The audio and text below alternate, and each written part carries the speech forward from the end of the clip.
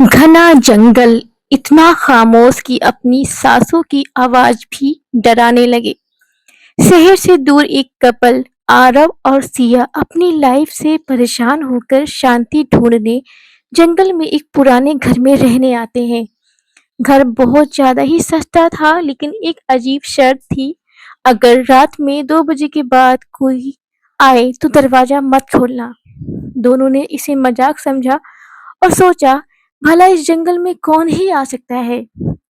रात ठीक 2 बजे किसी ने 2 बार दरवाजा खटखटाया। दरवाजे पर किसी ने दस्तक दी। सिया घबरा गई। आरव, इतनी रात को कौन हो सकता है? आरव ने हंसते हुए कहा, कोई जानवर होगा। तभी बाहर से एक औरत की आवाज आई, दरवाजा खोलो, मैं रास्ता भटक गई हूँ। आवाज बहुत धीमी थी, बहुत अजीब थी। सिया बोली, प्लीज मत खोलना, कुछ ठीक नहीं लग रहा।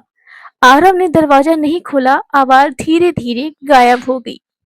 फिर 2 बजे दोबारा से दरवाजे पे दस्तक हुई। इस बार आवाज और तेज थी, दरवाजा खोलो, ठंड लग रही है। सिया डर के मारे रोने लगी, लेकिन आरव फिर भी नहीं माना।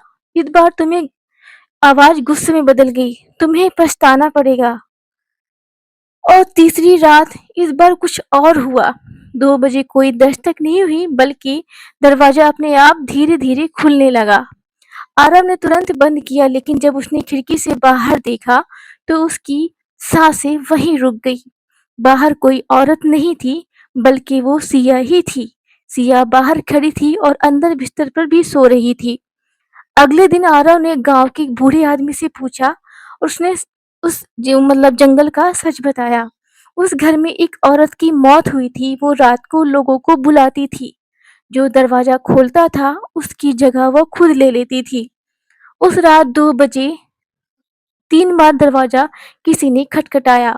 इस बार आवाज आई, आरव दरवाजा खोलो, मैं सिया हूँ। आरव डर गया, क्योंकि इस बार अंदर सो रही सिया अचानक मुस्कुराने लगी और उसकी आंखें एकदम काली हो गई। रात के 2 बजे वापस से दरवाजा में किसी ने दस्तक दिया। आरव दरवाजा खोलो, मैं सिया हूँ। आरव का दिल जोर जोर से धड़क रहा था। उसने धीरे से पीछे मुड़कर देखा। बिस्तर पे लेटी सिया अब बैठ चुकी थी। उसका सिर अजीब तरह के से टेढ़ा था और उसकी मुस्कान इंसानों जैसी नहीं थी। आरव कांपते हुए बोला, तुम सिया नहीं हो। सिया हंसने लगी, एक बहुत डरावनी आवाज में। तो फिर दरवाजे के बाहर कौन है?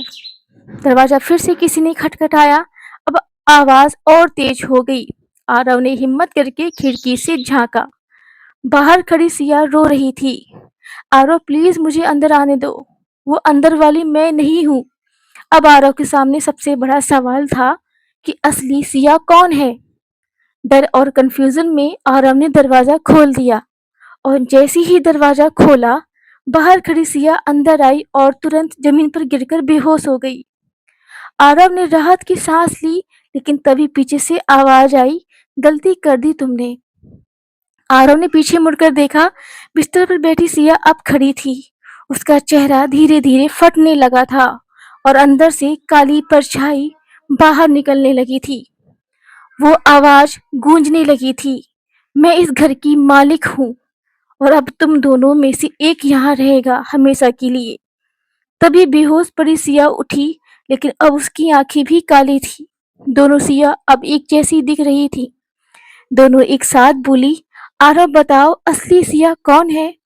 आरव चिल्लाया, मुझे नहीं पता, मुझे छोड़ दो। दोनों जोर जोर से हंसने लगी और अचानक लाइट चली गई। पूरा घर अंधेरे में डूब गया और फिर आरव की चीख पूरे जंगल में गूंज उठी। अगली सुबह जंगल के पास गुजरने वाले लोगों ने देखा, घर का दरवाजा खुला हुआ था और सब कुछ शांत था, लेकिन दीवार पर खून से लिखा था, अब यहाँ 3 रहते हैं। सुबह की हल्की धूप, लेकिन उस घर के अंदर भी अभी भी अंधेरा था। गांव के 2 लोग हिम्मत करके अंदर गए। कोई है? कोई जवाब नहीं। घर पूरी तरह खाली लग रहा था। कोई जैसे ही वो अंदर बढ़े, उन्हें 3 परछाइयां दिखी। दीवार पर अलग-अलग साए, जबकि सिर्फ 2 लोग खड़े थे। एक आदमी ने डरते हुए कहा, "तीसरा साया किसका है?" तभी पीछे से एक धीमी आवाज़ आई, "मैं यहाँ हूँ।" दोनों ने पीछे मुड़कर देखा। आरव दरवाजे के पास खड़ा था, लेकिन कुछ अजीब था। उसकी आंखें पूरी काली हो चुकी थीं, चेहरा बिल्कुल भावहीन हो चुका था। आरव धीरे से बोला, "अब हम 3 नहीं 4 हैं।" दोनों आदमी डर गए। डर के मारे पीछे हट गए। घर के अंदर से एक और हंसी गूंजी, "तुम भी रुक जाओ।" अचानक दरवाजा अपने आप बंद हो गया। खिड़कियां जोर जोर से हिलने लगी और वो दोनों आदमी जैसे किसी अदृश्य ताकत से खींचे जा रहे हों। उनकी जंगल में चीख गूंज उठी। कुछ दिनों बाद एक नया कपल उस घर को देखने आया। बोला, "घर बहुत सस्ता है, बस एक छोटी सी शर्त है।" लड़का हंसकर बोला, "क्या?" रोकर मुस्कुराया, "रात 2 बजे दरवाजा मत खोलना।" रात के 2 बजे किसी ने फिर से दस्तक दी। दरवाजे के बाहर 4 आवाजें आई, "दरवाजा खोलो, हम अंदर आना चाहते हैं। हम तुम्हारा इंतजार कर रहे थे।" और अंदर दीवार पर 6 परछाइयां बन चुकी थी। उसके बाद बाहर खड़े लोग अंदर आना चाह रहे थे। घर में रहने आए नए कपल कबीर और निशा बोले, "ये आवाजें कैसी हैं? ये तो इंसानों जैसी नहीं है।" तभी बाहर से एक साथ कई आवाजें आईं, "बाहर आओ, हम तुम्हें कुछ दिखाना चाहते हैं। सच जानना है तो बाहर आ जाओ।" कबीर खुद को रोक नहीं पाया और धीरे से दरवाजा खोला, बाहर कदम रखा। निशा चिल्लाई, "मत जाओ!" लेकिन देर हो चुकी थी। जैसे ही कबीर बाहर गया, पूरा जंगल बदल गया। पेड़ हिलने लगे, हवा ठंडी हो गई और उसने देखा वहां सिर्फ 4 नहीं बल्कि दर्जनों परछाइयां खड़ी थी। सबकी आंखें काली थी और सबके चेहरे एक जैसे थे। एक परछाई आगे आई, "अब तुम हमारे हो।" कबीर भागने लगा। जितना जितना वो भागता उतना ही दूर होता जाता घर से। निशा अकेली थी, तभी पीछे से आवाज आई, "डरो मत, हम तुम्हारे साथ हैं।" निशा ने मुड़कर देखा। आरव, सिया और बाकी सब उसके पीछे खड़े थे और सबकी आंखें काली, सबकी मुस्कान एक जैसी। वो बोले, "ये घर नहीं है, ये एक जाल है। जो अंदर आता है वो कभी बाहर नहीं जाता और जो बाहर जाता है वो कभी वापस इंसान नहीं रहता।" उधर जंगल में कबीर भागते-भागते अचानक रुक गया, क्योंकि सामने एक और घर था, बिल्कुल वैसा ही घर। और उसके दरवाजे पर लिखा था, "वेलकम होम।" घर के अंदर निशा धीरे-धीरे मुस्कुराने लगी। उसकी आंखें भी काली हो गई और वो दरवाजे की तरफ बढ़ी।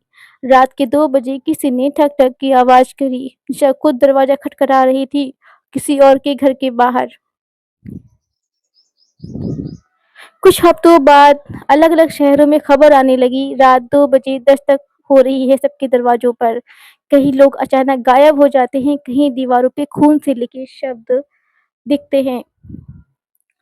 जंगल में भटकते-भटकते कबीर उस घर के अंदर चला गया। जैसे ही उसने दरवाजा खोला, अंदर वही सीन था, आरव, सिया, निशा और कई लोग। सब खड़े थे, सबकी आंखें काली। एक परछाई आगे बढ़ी और बोली, "हम कभी इंसान थे, लेकिन इस घर ने हमें अपना जैसा बना लिया। अब हम इस जाल का हिस्सा हैं।"